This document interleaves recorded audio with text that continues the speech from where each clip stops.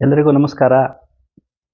Belgium ಕಲಾವೇದಿಕೆಯ ಸದಸ್ಯರೆಲ್ಲರಿಗೂ ಅಭಿನಂದನೆಗಳು, ಶುಭಾಶಯಗಳು.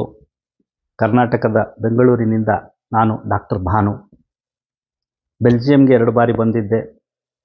ಬೆಲ್ಜಿಯಮ್ಮಲ್ಲಿ ಕನ್ನಡದ ಕಂಪು, ಕನ್ನಡದ ಆಚಾರ ವಿಚಾರಗಳನ್ನು ಪ್ರಚಾರ ಮಾಡ್ತಾ ಇರುವಂತಹ ಹರ್ಷದಾಯಕವಾದ ಮೊದಲ ಹೆಜ್ಜೆ ಬೆಲ್ಜಿಯಂ ಕಲಾವೇದಿಕೆ ಇಟ್ಟಿರುವಂತಹದ್ದು ನಮಗೆಲ್ಲರಿಗೂ ಬಹಳ ಸಂತೋಷದ ವಿಷಯ, ಬಹಳ ಹೆಮ್ಮೆಯ ವಿಚಾರ ಕೂಡ.